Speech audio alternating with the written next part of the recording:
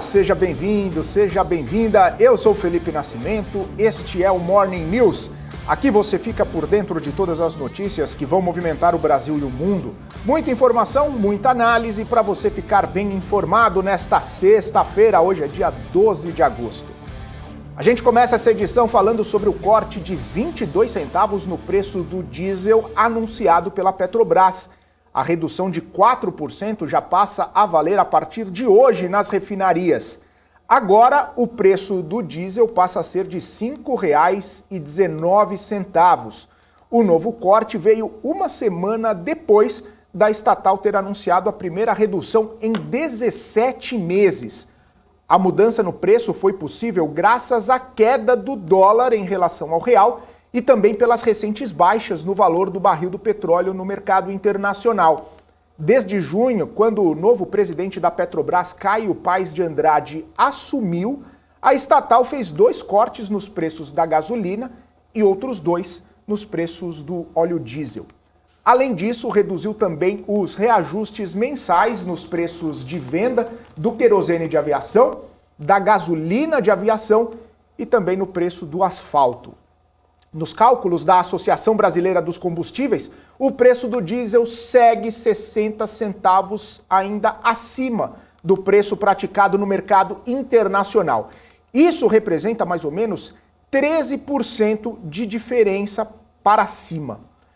E a Isabela Tacá, que está aqui comigo, tem mais informações sobre essa mudança ou sobre essa diferença no preço. Muito bom dia, Isa. Ótima sexta-feira para você. Muito bom dia, Felipe. Bom dia a todos. Uma ótima sexta-feira. Bom, mesmo com a Petrobras podendo fazer novas reduções, a estatal ainda não faz, porque ela acabou ficando aí num tempo com preço defasado. Agora precisa reequilibrar os valores. Além disso, analistas do setor acreditam que é melhor deixar o preço um pouco acima, porque o petróleo já tem engatado algumas altas nos últimos dias, principalmente depois do relatório de demanda divulgado pela Agência Internacional de Energia. Mesmo assim, durante sua live semanal, o presidente Jair Bolsonaro comemorou a queda do preço do diesel e alertou que isso pode seguir impactando a inflação. Vamos ouvir. Hoje a Petrobras anunciou mais uma redução no preço do diesel, lá na refinaria, em 22 centavos. A semana passada foram 20 centavos, é isso mesmo? 20 centavos, e agora 22. Então está numa queda aí o preço do diesel. Né? Assim como com o novo presidente da Petrobras, dentro da responsabilidade, já diminuiu 35 centavos o preço da gasolina nas refinarias. Isso leva alguns dias até chegar no posto de combustível, mas vai chegando. E teremos brevemente uma das gasolinas mais baratas do mundo, excetuando os países produtores e os que têm refinarias, né? Isso joga a inflação para baixo. E deixa claro, isso é puxado por quê? Não é apenas combustíveis, né? É energia elétrica e também as comunicações. Veja a sua conta de energia elétrica, veja onde está escrito lá ICMS, tem que estar aí 17%. Veja o do mês passado, está na média 28, 29%. Falando em Petrobras, hoje a estatal e também a Vale já passam a ser negociadas com data X, ou seja, quem estava com as ações ontem tem direito aos dividendos. E quem comprar as ações de Vale e de Petrobras hoje não tem direito aos dividendos anunciados. A Petrobras, inclusive, ajudou na queda da bolsa de ontem. O Ibovespa não teve fôlego para engatar a 8ª alta consecutiva e acabou caindo.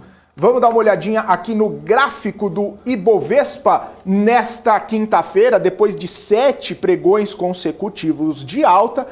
A bolsa caiu 0,47% sem conseguir muito fôlego para subir novamente e aí fechou nos 109.717 pontos. Principalmente, né, a gente vê esses movimentos, não necessariamente essa queda significa alguma coisa ruim ou uma pressão muito vendedora. O que significa é que talvez os investidores estejam de olho aqui em toda essa alta e aí aproveitam para colocar um pouco de dinheiro no bolso, realizar um pouco os lucros, principalmente em torno de um ambiente um pouco mais turbulento, um movimento mais cauteloso que a gente vê principalmente por conta de dados de juros, dados de inflação, cenário geopolítico também um pouco instável. Então os investidores aproveitam essa alta, esse fôlego que a Bolsa ganhou nos últimos dias para poder fazer uma realização de lucros e colocar dinheiro no bolso. Então essa queda talvez possa ser algum movimento específico dessa realização de lucro. Até porque a gente vê aqui, né, olha só como a Bolsa subiu nos últimos tempos, né? Subiu cerca de 15% nos últimos 19 pregões. É uma alta importante, é um fôlego, é um respiro importante aí para a Bolsa, que estava oscilando ali, estava na casa dos 97, 98 mil pontos e agora já chegando novamente aos 110 mil pontos. E aí a gente olha para as empresas aqui, né, principalmente Positivo, que liderou as altas, Positivo que trouxe um resultado muito forte, bastante importante nessa temporada de balanço, e os investidores ficando até otimistas, subindo 10,26%. Aí a gente vê os frigoríficos, Marfrig e Minerva, também subindo, baseado ali nessa temporada de resultados. Aqui, ó, BRF também caiu, baseado também na temporada de resultados, né? A dona da Sadia e da Perdigão acabou tendo um lucro que não animou os investidores e caiu 12,65%. Além disso, a gente estava na expectativa dos balanços de Magalu e Via, Magazine Luiza e Via, as duas mais importantes varejistas aqui do Brasil, principalmente nessa área do e-commerce e também lojas de rua. E aí, hoje saíram ontem, após o fechamento do pregão, saíram os resultados, a gente vai trazer os números daqui a pouco, mas os investidores que viram essas empresas subirem bem nos últimos pregões, aproveitaram essa alta e colocaram dinheiro no bolso, também fazendo essa venda aí de Via e de Magalu. A gente vê IRB também, que subiu forte nos últimos dias, caindo, Americanas também, enfim, uma série de empresas ligadas à economia doméstica, trazendo essa perspectiva de queda ou de realização, ou baseados nos balanços, né? Baseados ali nos números operacionais divulgados no segundo trimestre. Então a gente vê mesmo essa movimentação. E aí, por que a Bolsa acabou não caindo tão forte nesse pregão de quinta-feira? A gente olha aqui principalmente por conta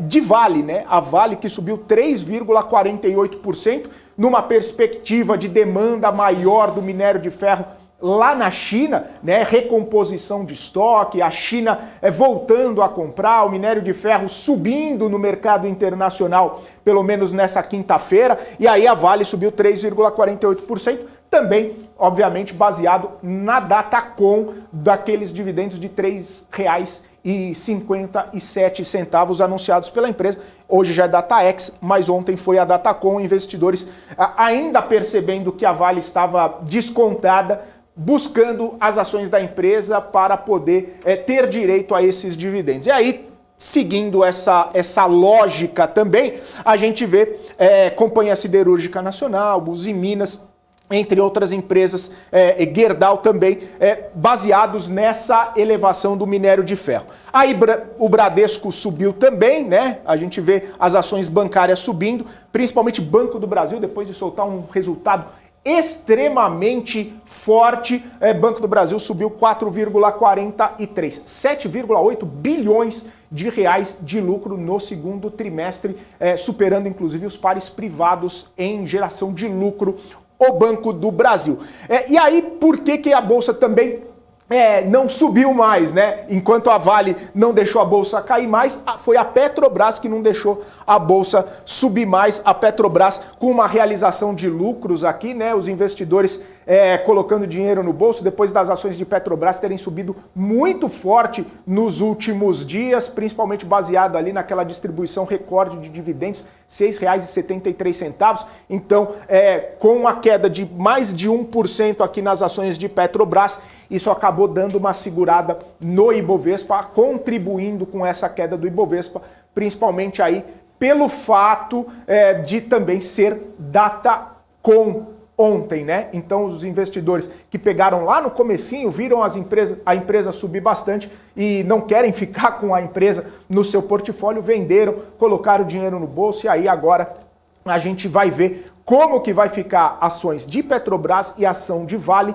nesta sexta-feira, que é DataX. A gente vai ver, obviamente, um desconto desses valores dos dividendos nos preços das ações. Então esse foi o panorama, né? Muito baseado na temporada de resultados. As empresas tendo esse desempenho aí no Ibovespa também por conta de reprecificações e análises, né, dos analistas sobre os resultados das empresas e já projetando, né, refazendo as contas aí, refazendo os cálculos para saber se vale a pena, se não vale a pena, se é bom colocar dinheiro no bolso, se é bom vender, se é bom comprar, enfim, todo esse movimento a gente percebe ao longo da temporada de resultados. Isa. Bom, e falando nas empresas, a temporada de resultados está chegando ao fim e muitas companhias estão divulgando seus balanços. Agora cedo, a Oi informou que reverteu lucro e apresentou prejuízo de 321 milhões no segundo trimestre. O número representa uma piora de 128% na comparação anual. O EBITDA caiu 69% e as receitas da operadora recuou 37%. Segundo a empresa, isso aconteceu por causa da conclusão das alienações dos ativos móveis e também da Vital. E ontem foi dia das varejistas, né? A gente falou aqui as mais aguardadas, Via e Magazine Luiza. Magalu apresentou um prejuízo de 130 milhões de reais, valor pior aí do que o esperado pelos analistas. Foi o terceiro trimestre consecutivo de prejuízo da empresa. O Magalu também teve queda na receita e no EBITDA. A empresa ressaltou que os números se devem ao cenário também da expansão do marketplace e as estratégias de repasse de inflação. Já a Via conseguiu registrar 6 milhões de lucro nesse segundo trimestre, foi uma queda aí de 95% em relação ao mesmo período do ano passado. A receita e o GMV, que é o volume total de vendas, né, também tiveram recuo. A empresa previu aí um gasto de até 2 bilhões de reais nesse ano de 2022 com ações trabalhistas. A gente lembra que essa questão de ação trabalhista foi uma questão bastante importante, bastante comentada nos últimos resultados da empresa, justamente por conta dessas provisões para pagar demandas trabalhistas, para pagar processos que funcionários acabaram entrando. Inclusive, no último resultado, a própria Via falou ali que existiam advogados que ficavam aliciando os funcionários, sejam eles ainda trabalhando na empresa ou os recém-demitidos, os recém-desligados, que esses advogados ficavam aliciando os funcionários para que eles entrassem com ações. E aí o que acontece? A empresa informou que os processos cresceram mais de 50% em relação a 2021. E aí a Via teve que fazer essas provisões, teve que separar um dinheiro do seu caixa, seja para fazer investimento, seja para recompor estoque, seja até para contratar mais funcionários, para fazer essas provisões de reclamações trabalhistas. Então, com processos crescendo 50% a mais em relação a 2021, a empresa, a Via, separou aí, acha que vai gastar entre 1,5 bilhão e 2 bilhões de reais somente neste ano com essas reclamações trabalhistas.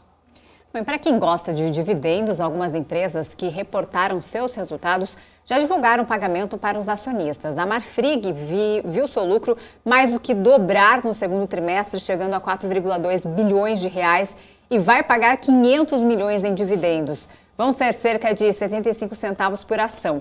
E data em 19 de agosto. A Unipar também vai pagar cerca de 500 milhões aos acionistas depois de ver o lucro subir de 118% entre o ano passado e este. Vão ser mais de R$ 4,00 por ação e a data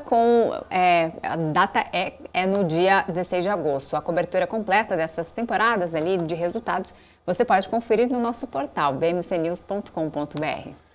É isso aí, vamos falar agora de Banco Central. O presidente do BC, Roberto Campos Neto, fez uma apresentação na Febraban sobre os avanços do sistema financeiro no Brasil e garantiu que os bancos não estão perdendo dinheiro com o Pix.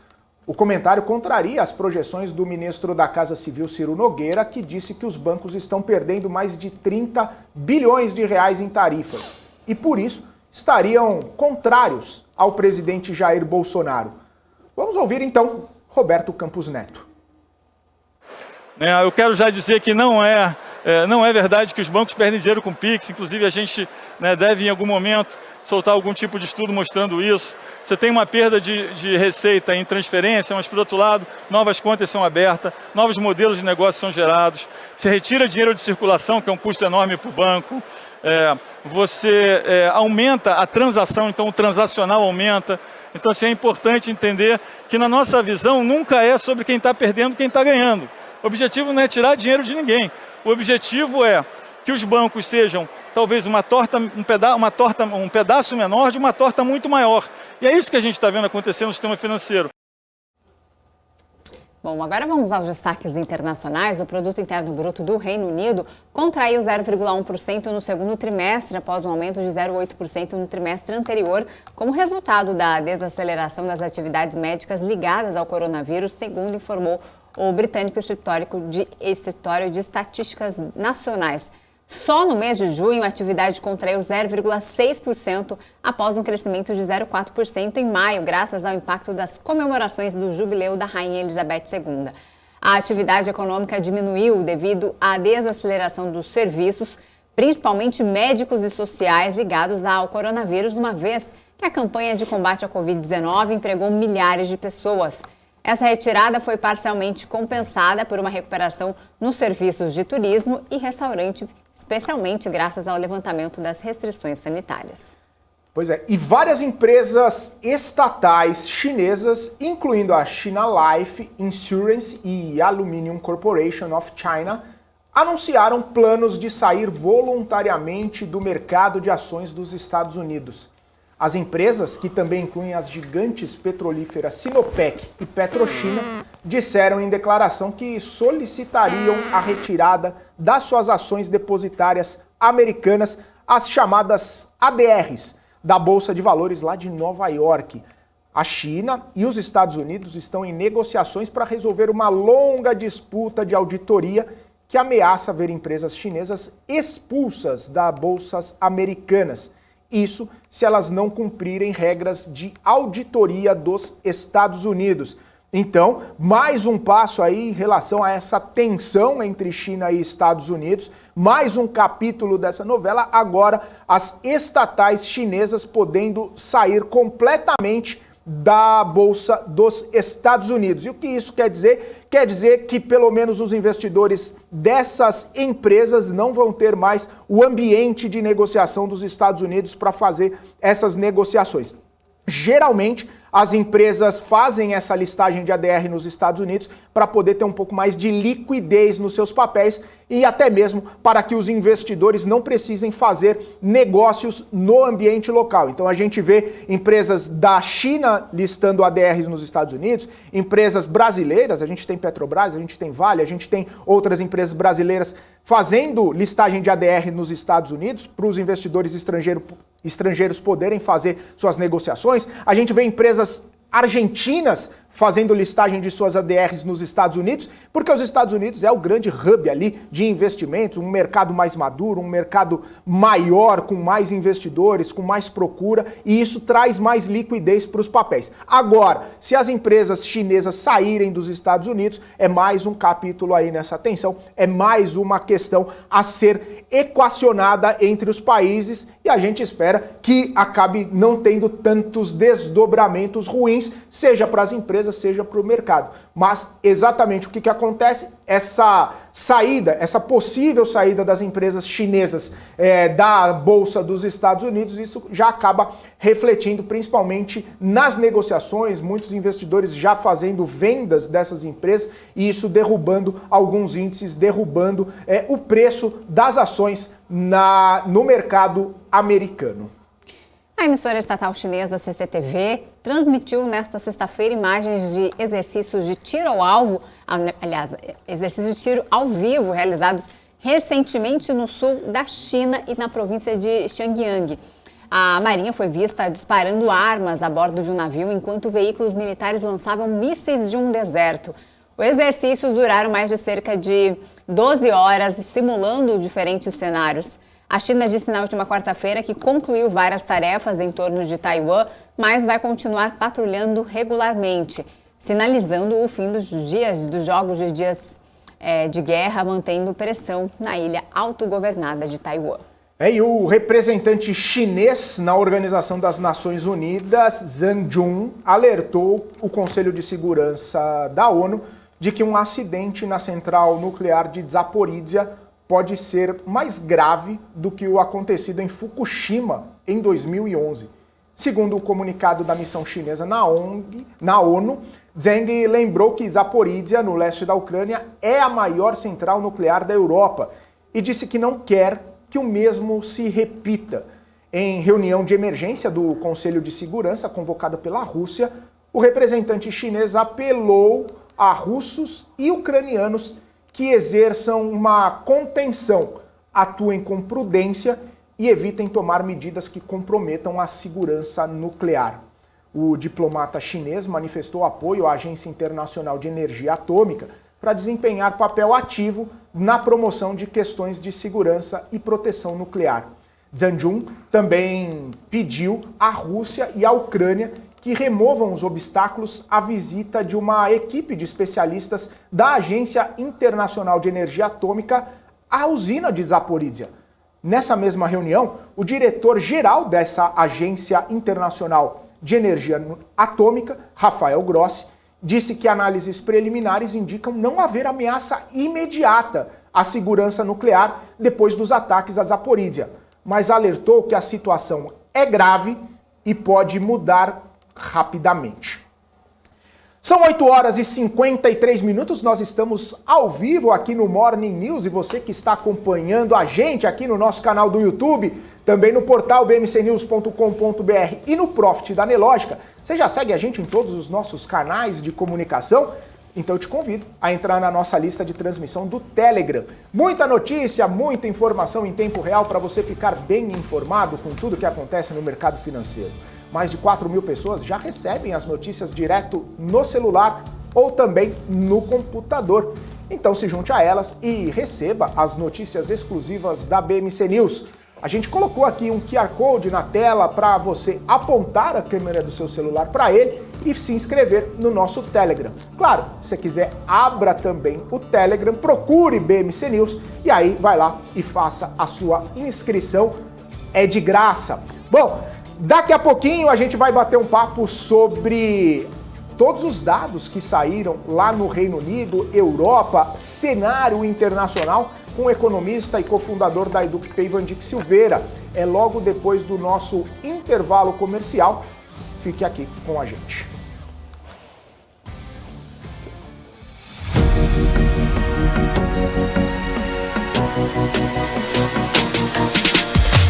BMC News, informação que gera valor.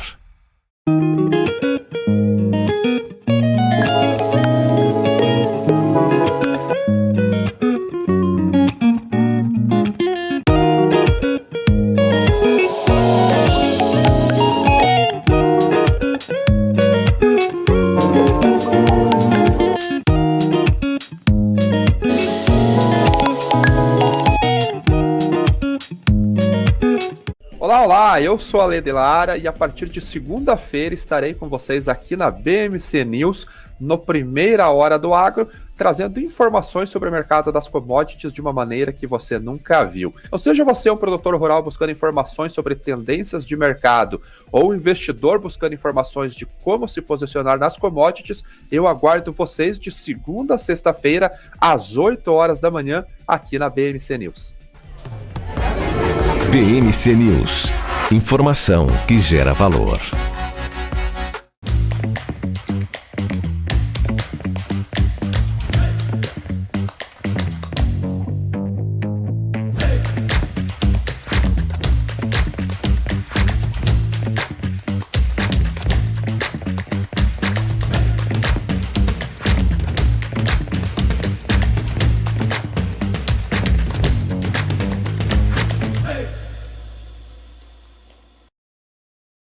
As empresas que fazem parte do seu dia a dia estão em uma das maiores bolsas do mundo, a Nasdaq. E a boa notícia é que você pode investir nessas empresas diretamente pela Avenue, sua corretora nos Estados Unidos. Com os dados das ações dos Estados Unidos fornecidos pela Nasdaq em tempo real, o cliente Avenue pode acessar diretamente as maiores bolsas do mercado americano. Entre neste mercado de tecnologia e inovação. Acesse avenue.com.br/Nasdaq e seja bem-vindo ao mercado global. Um dia inteiro, 8 horas de palestras, 6 painéis temáticos, grandes nomes do mercado financeiro. Sara Invest Day, um evento sobre política, economia e investimentos. Troque experiências com quem está há anos no mercado financeiro. Um dia completo de imersão. Dia 20 de agosto de 2022. Sara Invest Day. Quer aprender as estratégias para operar mini contratos e ganhar como os grandes players do mercado sem pagar nada por isso? Bom, é isso que a Invest Academy da Nelogica e o Neto vão trazer para você na Semana dos Mini Contratos. O Segredo. Um evento 100% gratuito e online que vai acontecer nos dias 16, 17 e 18 de agosto, sempre às 20 horas no canal da Nelogica e da BMC no YouTube. Acesse o QR Code que está aqui na tela e faça seu cadastro para participar. É isso aí, estamos de volta ao vivo, 8 horas 58 minutos aqui no Morning News e eu quero falar um recado muito importante aí para você que quer aprender as estratégias para operar mini contratos, ganhar como os grandes players do mercado, sem ganhar nada por isso, sem pagar nada por isso. Bom, é isso que a Invest Academy da Nelogica e o Neto vão trazer para você na Semana dos Mini Contratos. O Segredo, um evento 100% gratuito e online que vai acontecer nos dias 16, 17 e 18 de agosto, sempre às 8 horas da noite no canal da Nelogica e aqui também na BMC News. Então acesse o QR Code que está aqui na sua tela, faça o seu cadastro para poder participar dessa Semana dos Mini Contratos. Isso aí, 8 horas e 58 minutos, deixa eu dar um giro aqui pelos mercados internacionais, saber como é que estão operando as bolsas e também as commodities lá fora, porque a gente vê que o minério de ferro operou em queda de 0,54% nesta madrugada no porto de Dalian, lá da China, 0,54% de queda. E aí o petróleo também está em queda depois de ter uma alta bastante expressiva no pregão de ontem, tá? O petróleo que chegou a ser negociado aí próximo dos $100 o barril do petróleo Brent, agora está negociado aos $98,25. A gente lembra que o petróleo chegou próximo ali dos $90 o barril, $92 o barril, principalmente com essa questão de oferta e de demanda, né? Principalmente com a redução, né, de uma demanda global. Porém, ontem, a Agência Internacional de Energia soltou um relatório falando que a demanda do petróleo no cenário global vai ser mais alta, deve continuar em alta, principalmente ali na China, e claro, com toda essa questão acontecendo na Rússia, com a Rússia não podendo fazer a exportação do petróleo para vários países, sendo sancionada por vários países no seu petróleo, e o petróleo russo não chegando a vários compradores, isso tende a aumentar a demanda dos países produtores e países exportadores. E com esse relatório da Agência Internacional de Energia, o petróleo começou a voltar a se valorizar, inclusive o Brent chegando na casa dos $100 o barril. Então, o que também poderia animar aí os investidores de Petrobras, de PetroRio, PetroRecôncavo, 3R Petróleo, as empresas que acabam negociando petróleo aqui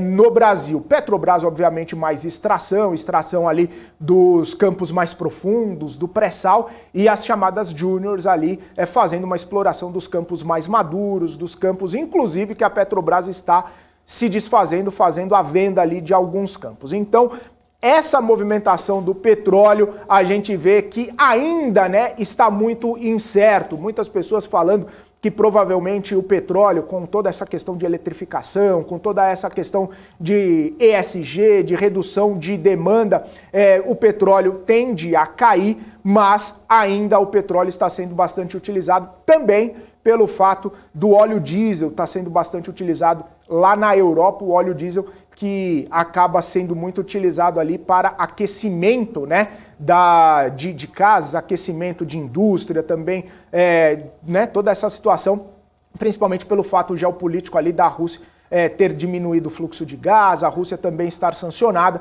então a Europa precisa, né, mais de gás, precisa mais de energia, precisa mais de óleo, enfim, isso acaba fazendo preço ali na movimentação do petróleo. E o petróleo está caindo hoje, mas depois de ter uma alta bastante importante nos últimos dias. Aí a gente olhando para as bolsas internacionais, aparentemente um dia um pouco mais de otimismo. Eu estou olhando aqui as bolsas operando num patamar positivo. Lá na Europa, DAX na Alemanha sobe 0,54%, o CAC na França sobe 0,20% e FTSE no Reino Unido sobe 0,30%. As bolsas, os futuros, né, dos Estados Unidos também operam em alta. O futuro do Dow Jones sobe 0,34%, o futuro do S&P sobe 0,4% nesse momento e o futuro da Nasdaq também subindo 0,4%. Aqui no Brasil, o índice futuro do Ibovespa abriu agora há pouco, 9 horas da manhã, agora são 9h02, o Ibovespa futuro abriu com queda de 0,2%, chegando aí a ser negociado nos 110.295 pontos. A gente vai ver aí como que se comporta, né, esse índice futuro e também o Ibovespa logo às 10 horas da manhã, quando abrir. A gente já comentou aqui e também deixa claro que provavelmente vai haver uma redução, né, no Ibovespa, principalmente por conta de hoje ser data X de Petrobras e também de Vale, as duas maiores empresas com peso e relevância no Ibovespa, e com o dividendo saindo ali do preço da ação, as ações tendem a cair e possivelmente faça algum movimento ali também no índice, algum movimento também ali na composição geral do Ibovespa. Bom, são essas as informações, esse giro do mercado que a gente dá no mercado internacional, falando sobre as ações, né?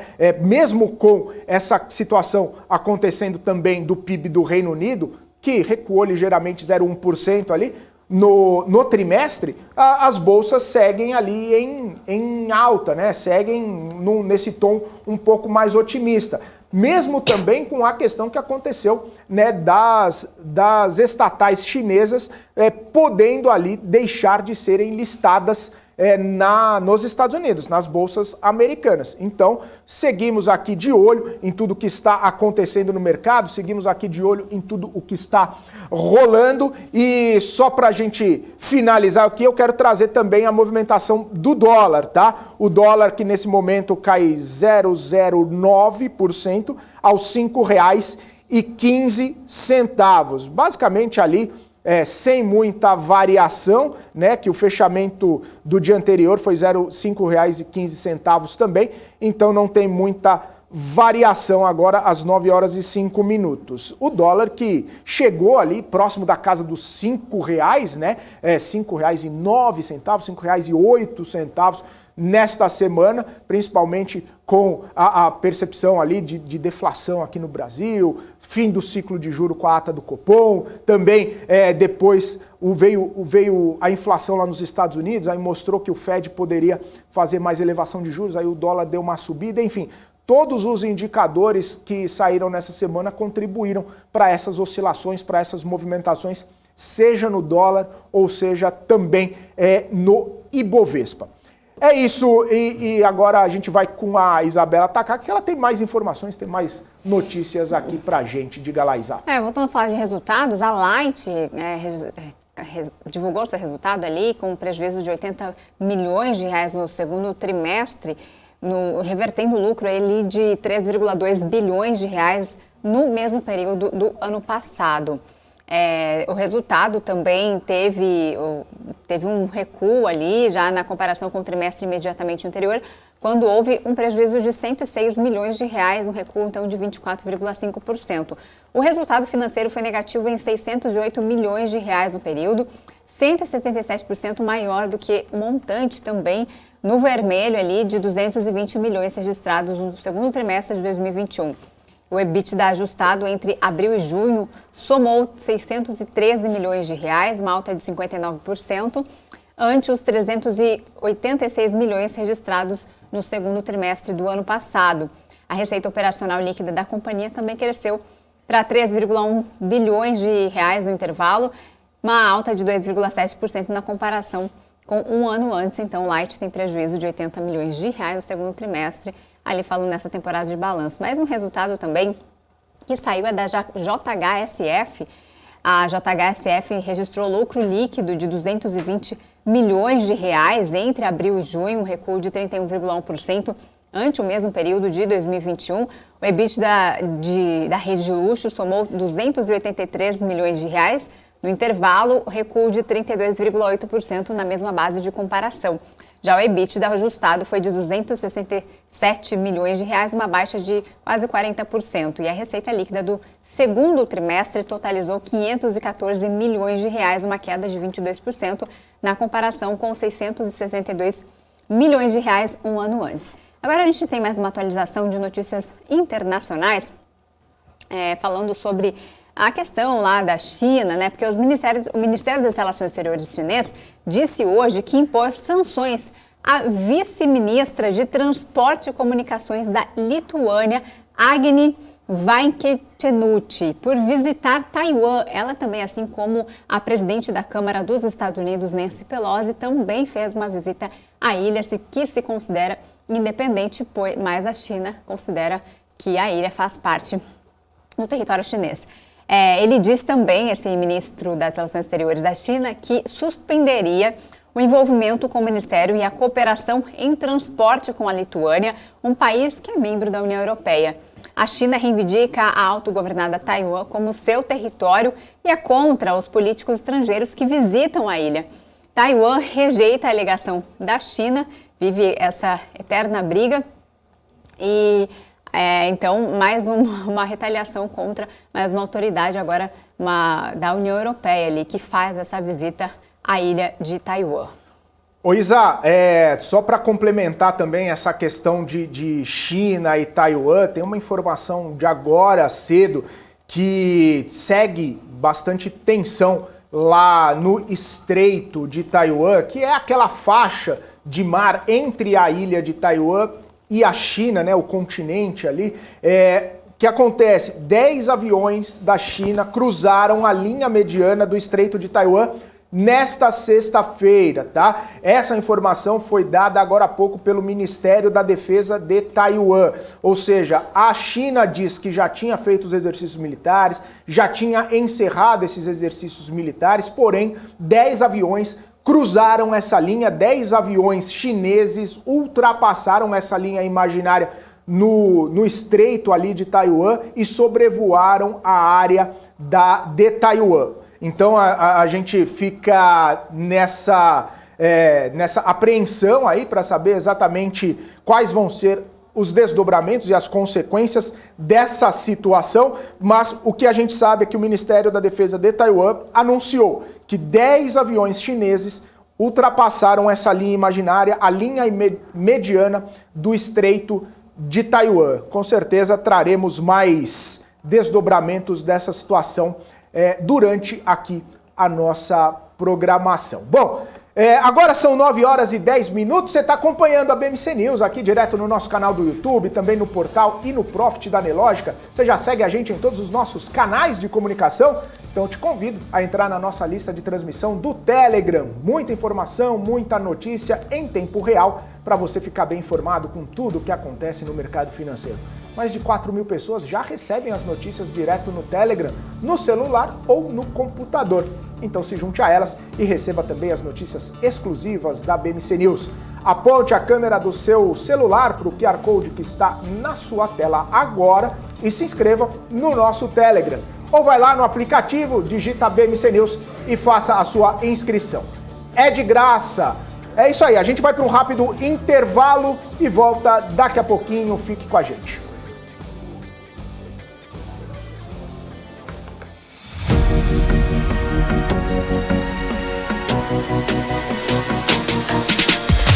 BMC News, informação que gera valor. A CapTable é a maior plataforma de investimentos em startups do Brasil que conecta você, investidor, a essa nova economia. Nós selecionamos e avaliamos as empresas em ascensão de forma rigorosa. E você se torna sócio das marcas mais inovadoras e com futuro exponencial no mercado. Invista de forma descomplicada, inteligente e exponencial. Acesse captable.com.br e faça parte da nova economia. Olá, eu sou a Lede Lara e a partir de segunda-feira estarei com vocês aqui na BMC News, no Primeira Hora do Agro, trazendo informações sobre o mercado das commodities de uma maneira que você nunca viu. Ou seja, você é um produtor rural buscando informações sobre tendências de mercado ou um investidor buscando informações de como se posicionar nas commodities, eu aguardo vocês de segunda a sexta-feira, às 8 horas da manhã, aqui na BMC News. BMC News, informação que gera valor. Você quer saber mais sobre economia e investimentos para aproveitar as oportunidades no mercado de trabalho? Eu te apresento o MBA do Terraço. Diga adeus para aquela velha distância entre conhecimento acadêmico e aplicação na realidade, com um curso didático, sem economês e direto ao ponto. E tudo isso contando com o apoio de um time de profissionais especializados em economia, política e investimentos. Fala galera, como vocês estão? Quero te dar boas-vindas no nosso MBA aqui do Terraço Econômico. Vamos nessa? Para saber mais é só clicar no link que está aparecendo aí na sua tela.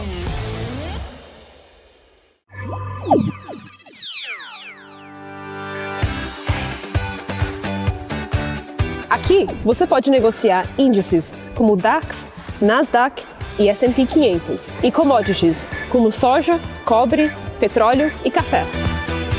Além de ações e ADRs das maiores empresas do mundo, como a BMW, Google, Apple, Netflix e Disney.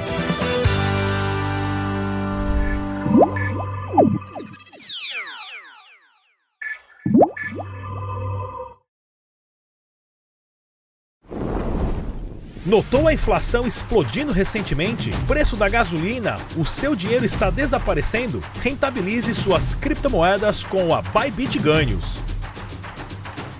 Tudo isso em uma plataforma intuitiva, segura e dinâmica. Não perca mais tempo, porque tempo é dinheiro. Abra sua conta hoje mesmo. Bybit.com. Quer aprender os segredos dos mini contratos em um evento 100% gratuito? Acesse o QR Code que está aqui na tela e saiba mais sobre essas aulas exclusivas. Dias 16, 17 e 18 de agosto. Não perca! Seja bem-vindo de volta! 9 horas 14 minutos. Vem aí a semana do mini contrato, um evento 100% gratuito e online desenvolvido pelo trader Wilson Neto em parceria com a Invest Academy da Nelogica. Não perca a chance de aprender os principais segredos do mercado de mini contrato. O evento acontece no dia 16, 17 e 18 de agosto, sempre às 8 da noite, no canal da Nelogica e também aqui na BMC News. Acesse o QR Code que está na sua tela e faça o seu cadastro para participar. Agora eu quero chamar aqui, já nos nossos estúdios, o Vandick Silveira, economista e cofundador da EducPay. Vandick, bem-vindo aqui à BMC News mais uma vez, sempre um prazer falar contigo, muito bom dia. Bom dia, Felipe, bom dia a todos, é sempre um prazer enorme estar entre vocês. Vandick, a gente viu hoje cedo saírem os dados do PIB lá no Reino Unido, uma contração de 0,1% ali no trimestre, uma leve contração, embora todo o problema ou toda a turbulência que esteja passando Europa e também o Reino Unido por conta da saída do Boris Johnson. Eu queria saber como que você avalia esses dados, o que a gente pode falar sobre a economia do Reino Unido nesse cenário tão complexo e desafiador. Bom, Felipe, primeiramente, o dado foi até bom. O mercado precificava uma queda de PIB de 0,3, foi 0,1. No entanto, né, como os americanos dizem, o demônio mora nos detalhes. Em junho, anualizado, a queda foi de 0,6. Quer dizer, tudo indica que o Reino Unido deve entrar em recessão ainda esse ano, né? Existem umas expectativas do lado positivo das coisas, que o terceiro trimestre deve ser melhor, obviamente verão, aquelas coisas todas, pessoal gastando. No entanto, o terceiro trimestre deve terminar talvez 0-0, e a expectativa é que no final do ano a coisa realmente perca a direção em função do problema com o custo de gás natural e combustíveis, que é o grande tendão de Aquiles do Reino Unido e da Europa. Além do PIB do Reino Unido, saíram também os dados da produção industrial da zona do euro, aí subindo 0,7% no mês de junho, né, ante maio, conforme mostraram os dados divulgados hoje. O resultado veio até melhor do que o esperado pelo mercado, que aguardava aí um crescimento de 0,2% no período. Na comparação anual, a indústria da zona do euro cresceu 2,4%, mas ainda não é de se animar e nem ter otimismo, na sua opinião, em relação à zona do euro aí numa possível recessão que tanto se fala, né? Bom, certamente a zona do euro se encontra numa situação complicada. A inflação, se a gente romper nos vários países, os mais de 20 países que compreendem a zona do euro, nós temos países como a Lituânia, a gente tem países como, principalmente os bálticos, que a inflação passa dos 17%, na Lituânia chega a 22%. Quer dizer, a Estônia está chegando em torno de 22%. A gente está falando na Espanha mais de 9%, a Alemanha em torno de 9%. Quer dizer, não é animador. E, pelo outro lado, o Banco Central Europeu, ele não está atrás da curva, ele já não vê mais a curva. Esse é um dos maiores problemas, ele está muito atrasado no aumento de taxa de juros. Obviamente existe uma razão política para isso, não é uma razão econômica, porque os diversos países têm ciclos econômicos distintos. Então o grande medo por parte do Banco Central Europeu é dar uma famosa paulada na taxa de juros e realmente empurrar praticamente o continente inteiro para uma recessão severa. Semana passada eu tive o prazer de assistir uma palestra do Lawrence Summers, ex-secretário de Estado de Tesouro dos Estados Unidos, professor, foi presidente de Harvard, e ele sumarizou essa pergunta da seguinte maneira: os Estados Unidos vai ter uma recessão certamente nos próximos 18 meses, eu, Van Dijk, acho que acontece um pouco antes, deve ser uma recessão leve em função da flexibilidade da economia americana. E aí vem o Lawrence Summers de novo e falou: a Europa vai se tornar um museu, porque a situação é muito complicada, a taxa de juro neutro na Europa é menor que nos Estados Unidos, no entanto, o efeito é muito mais severo, né, para chegar nesse nível. A gente está em 0,5%, perspectiva de aumento de novo, no entanto, a gente não tem nada para surpreender o mercado. Então o mercado já está precificando de fato que a inflação vai ser alta, vai permanecer alta e vai permanecer alta por muito tempo. Então a gente tem um estado que em economia a gente chama de estagflação, né? Apesar de estar levemente positiva a produção industrial, etc., que é uma proxy, mas de novo, pegou o final de junho, já existe bastante atividade econômica e é aí onde foi essa melhora, essa leve melhora, mas vamos dizer, não é aquele tipo de robustez econômica que a gente gosta de ver. E na sequência, o Lawrence Summers falou do Japão, né, saindo um pouco aqui da conversa, mas disse que o Japão vai ser um centro geriátrico em função da sua incapacidade de animar a economia e de fazer alguma coisa com política monetária. Ô Van Dijk, ainda nesse sentido, né, a gente sempre fala, né, por aqui e tenta entender por aqui as dificuldades, os desafios, principalmente lá na Europa, quando tem um Banco Central Europeu que tem que levar em consideração diferentes economias, diferentes potências, diferentes tamanhos, né, de países. A gente vê de um lado, por exemplo, a Alemanha, a maior economia, tem o Reino Unido lá, a segunda maior potência do bloco, e a gente vê países menores ali, com economias mais frágeis, né, menos industrializados, e a dificuldade do Banco Central Europeu de colocar uma taxa de juros única ali para tentar controlar a inflação num lugar que é muito diferente do outro, diferentemente do que acontece, por exemplo, com os Estados Unidos. O Fed lá tem uma visão pro país, aqui no Banco Central brasileiro também tem uma visão pro Brasil sobre isso, e lá na Europa é muito complicado. A gente sempre tenta entender um pouco da visão até da Christine Lagarde, para ela tentar, né, levar em consideração uma coisa, para não dar uma aceleração muito alta para um país, para não dar uma desaceleração muito alta para outro país. Enfim, olhando, né, para esses desafios todos, né, e para tudo isso que está acontecendo, você acha que o Banco Central Europeu, ele ficando muito atrás da curva, como você falou, ele pode acelerar esse processo de recessão, ele pode trazer ainda mais problemas do que soluções, né? E aí eu queria entender a sua visão sobre essa dificuldade e sobre o que fazer, né, nesse cenário, já que o bloco é muito amplo, muito grande, com peculiaridades, com particularidades, e ainda com uma guerra se avizinhando ali no bloco, né? Bom, Felipe, essa é uma excelente pergunta, é uma pergunta que ela transita da economia para a política econômica, que é muito importante. Eu não gostaria de ser a Christine Lagarde, ela tem uma função essencial, no entanto, muito difícil, porque ela tem que unir gregos e troianos e não é fácil fazer isso.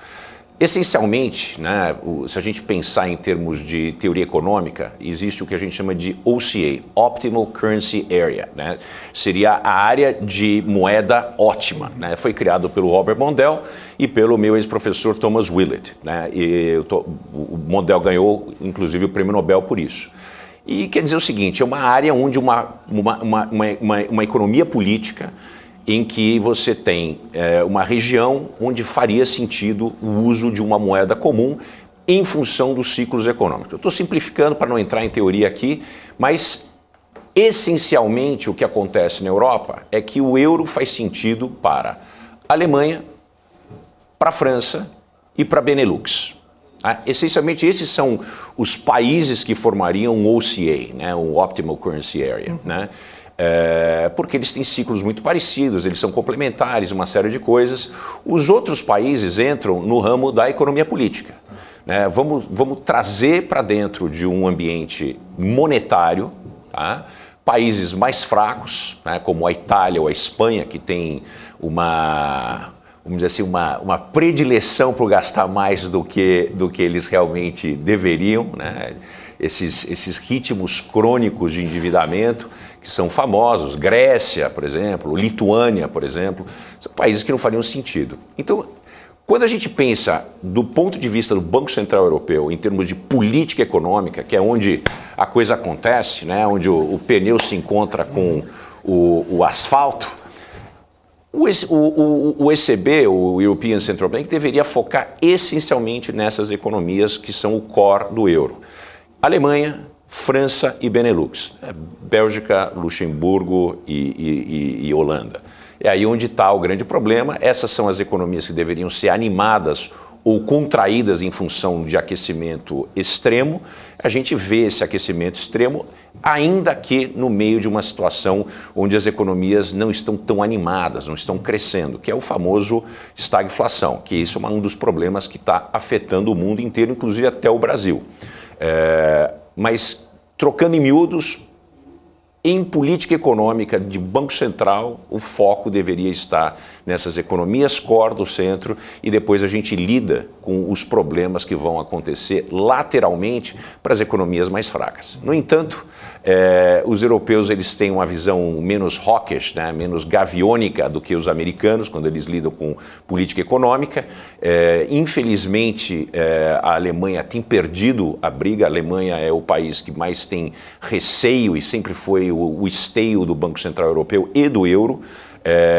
No entanto, a Alemanha está rodando nos 9% de taxa de inflação, que é uma coisa inédita há muitos e muitos anos, e isso enlouquece o povo alemão. Só que, do ponto de vista de política, né, de vez em quando eu tinha um grande professor que falava, Van Dijk, mais frequente do que não, boa economia é sempre uma má política. É isso que acontece no Banco Central Europeu. Eles estão preocupados com a coesão do bloco mais do que com os fatores econômicos. E isso vai criar problema sério para a Europa, principalmente do lado da inflação, que vai corroer muito o valor do euro. E uma vez que o euro não está sendo elevado em função de aumentos de taxa de juro, a gente vê uma queda bastante notada, inclusive chegou à paridade com o dólar americano. Van Dijk, agora trazendo a relação da Europa aqui para o Brasil, essa semana a gente acompanhou uma fala aí do ministro Paulo Guedes, que ganhou muito destaque no noticiário, dizendo que a Europa está se tornando irrelevante cada vez mais para o Brasil. Ele falou exatamente o seguinte: nosso comércio com vocês era de 2 bilhões de dólares no início do século, com a China era de 2 bilhões também, e hoje nós comercializamos com vocês 7 bilhões e comercializamos com a China 120 bilhões. Vocês estão ficando irrelevantes para nós, é melhor vocês nos tratarem bem, porque senão não vamos ligar para vocês. Foi numa conversa que ele disse que teve ali com o ministro francês, dizendo que é um continente com uma demografia declinante. Qual que é a sua opinião? Realmente o Brasil está podendo assim desprezar a Europa? Bom, eu sou um fã do Paulo Guedes, foi meu chefe, é uma pessoa que eu admiro muito. Eu acho que a fala do ministro foi um pouco infeliz, né? Na verdade, ele se referiu primariamente à França, não ao bloco europeu todo, mas existe, em função da posição anti-governo brasileiro, anti-Bolsonaro por parte do Macron, em função das crises de meio ambiente que a gente vem sofrendo ao longo dos 4 anos do governo atual, e o Macron tem pego essa bandeira do environment, né, do que tange as questões ambientais, e isso realmente tem impactado negativamente a relação dos dois governos. A Europa é o terceiro maior bloco, né? A gente não pode esquecer que depois da China e Estados Unidos vem a União Europeia, quer dizer, com quem a gente mais tem relacionamento comercial. Há pouco tempo atrás a gente estava querendo negociar através do Mercosul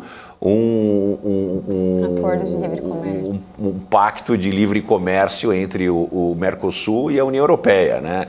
E o negócio está engasgado exatamente por questões políticos e de política de meio ambiente.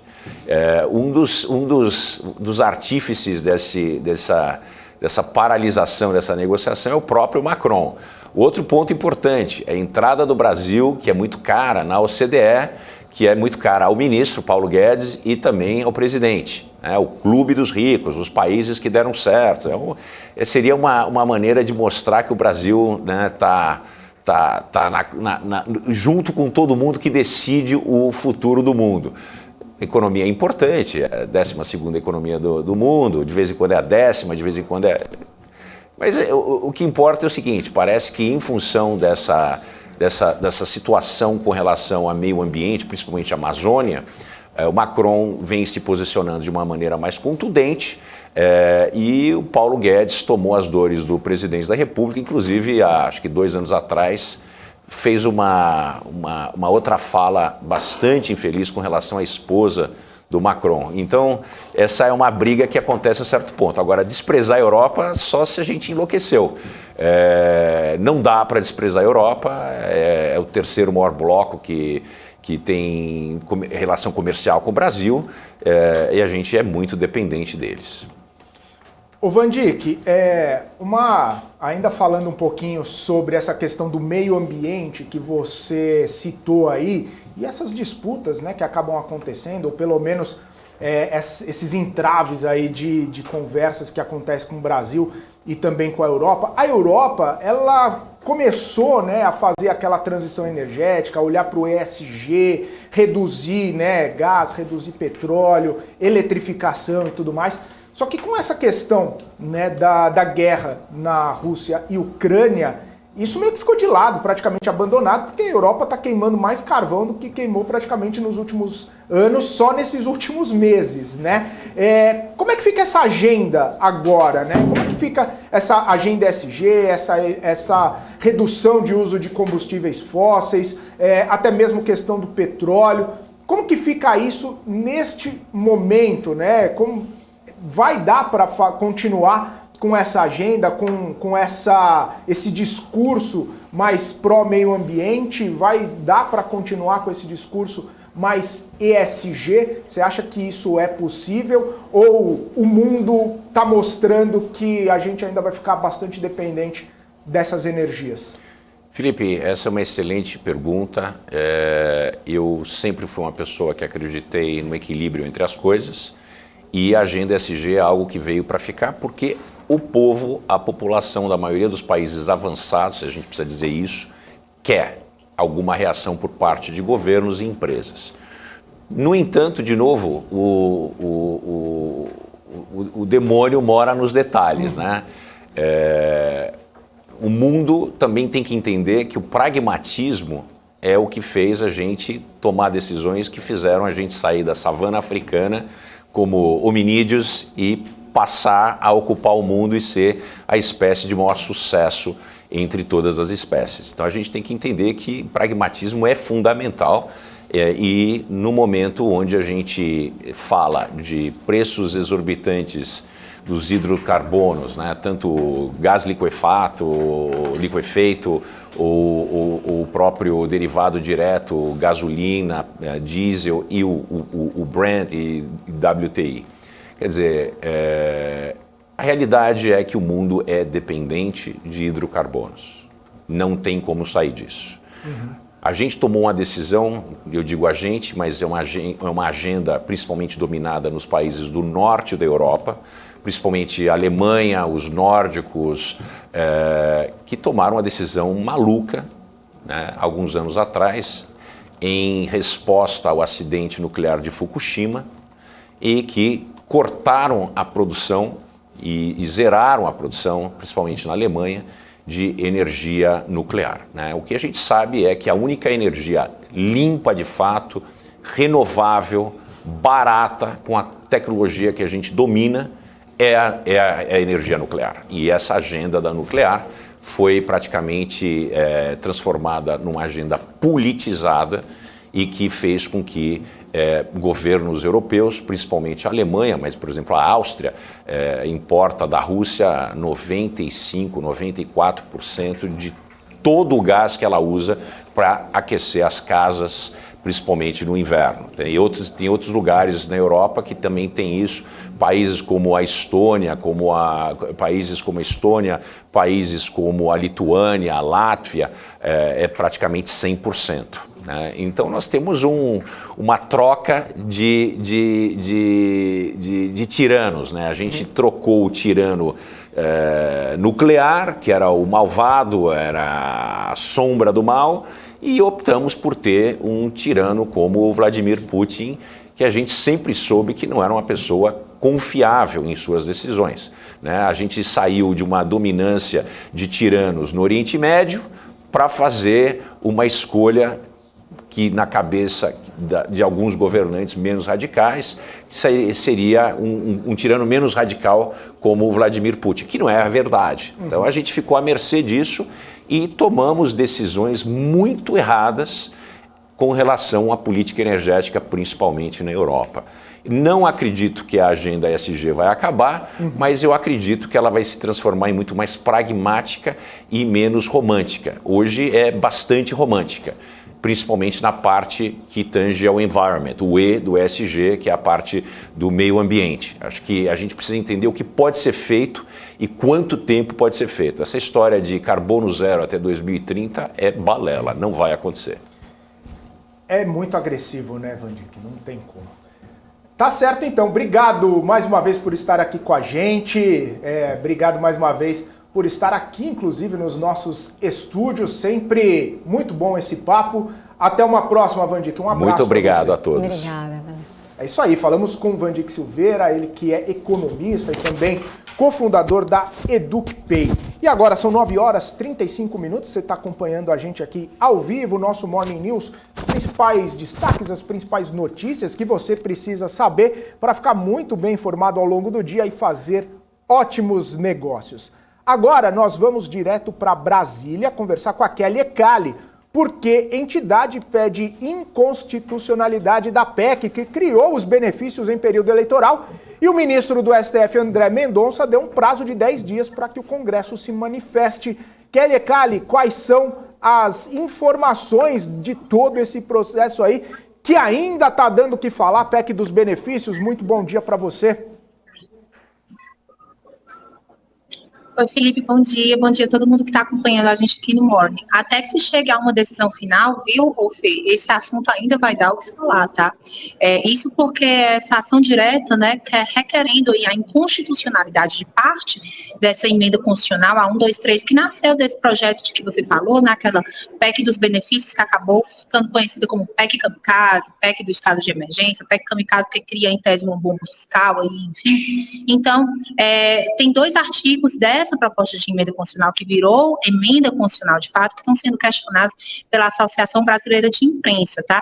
E aí, esses questionamentos se unem a um outro questionamento que já existia por parte do Partido Novo, que desde que a proposta começou a tramitar, avisou aqui, inclusive eu conversei na época até com o líder do partido aqui na Câmara dos Deputados, o Thiago Mitrô, e ele disse, Kelly, assim que ela for promulgada, a gente vai entrar no STF para reclamar, porque realmente se trata de uma PEC eleitoreira. Essa é a visão, então, do Thiago Mitrô. Tá?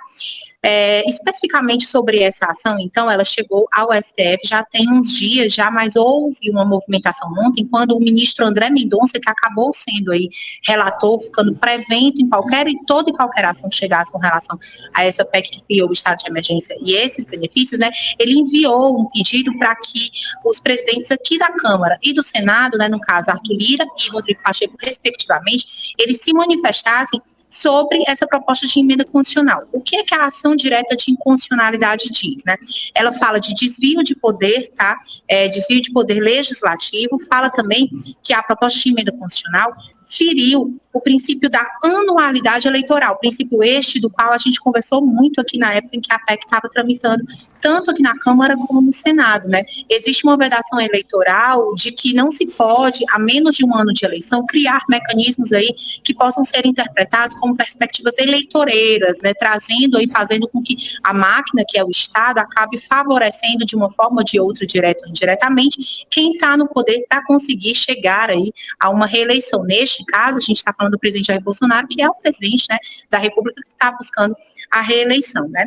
Ele também fala, a ação fala de um constitucionalismo ali às avessas, né, e fala também que há um vício de constitucionalidade justamente por conta aí de se chegar a benefícios que não podem ser concedidos menos de um ano da eleição. Então, são várias as ponderações da Associação Brasileira de Imprensa, né, e esse pedido, então, seguiu o trâmite formal. O André Mendonça emitiu uma decisão, por enquanto, uma decisão processual, né, pedindo, como eu disse, para que os presidentes, tanto Lira como Pacheco, se manifestem, eles vão se manifestar em torno ali da tramitação, enfim, e aí, depois que eles se manifestarem, vai haver um pedido de manifestação por parte da Advocacia Geral da União e por parte da PGR. Então, só para a gente entender, neste momento, esse pedido, né, de manifestação não tem nada a ver com o presidente da República, tem a ver com a Advocacia Geral da União, para que eles se manifestem, porque o presidente da República, né, fez parte ali dessa discussão, digamos assim, o seu líder enviou o projeto para cá, começou a discutir no Senado, enfim, mas não existe nenhuma decisão especificamente sobre o presidente Jair Bolsonaro ou sobre retirar, né, invalidar a emenda constitucional nesses 2 artigos, tá? E a PGR, porque a PGR sempre, né, é pedido que ela se manifeste para que o ministro relator, no caso o André Mendonça, né, neste caso, ele possa dar a sua interpretação ouvindo outras instituições, como manda a Constituição e os ritos também judiciais, tá? O processo, então, na verdade, o prazo de 10 dias, ele é um prazo de 10 dias corrido, né? Como foi emitido ontem, caso, por exemplo, o presidente Arthur Lira e Rodrigo Pacheco sejam ali sinalizados hoje, por exemplo, eles têm 10 dias contando, a partir de hoje, dias corridos e não dias úteis para se manifestar. Volto com você aí, Fê. Tá certo, Kelly. Obrigado, então, pelas informações. Ótimo trabalho, ótima sexta-feira aí para você. E até mais tarde, quando você volta aqui ao longo da nossa programação. Até mais, Kelly. Bom trabalho. Tchau para todo mundo. Tchau, tchau. É isso aí, 9h40. Estamos chegando aqui na reta final do nosso Morning News dessa sexta-feira, para você ficar muito bem informado. Bom, antes da gente encerrar, só quero trazer um recadinho rápido aqui para você. Quer aprender os segredos dos mini contratos num efeito 100% gratuito? Acesse o QR Code que está aqui na tela e saiba mais sobre essas aulas exclusivas, dia 16, 17 e 18 de agosto. Não perca! É isso aí, tem o QR Code na tela para você ficar bem informado. É isso então, 9h41. Eu volto na segunda-feira com a Isabela Takaki aqui no nosso Morning News com os principais destaques, as principais notícias para você fazer bons negócios ao longo do seu dia. Um ótimo fim de semana, muito boa sexta-feira para vocês e fiquem agora com o BMC News com a Débora Oliveira e todo o nosso time. Um forte abraço, tchau, tchau.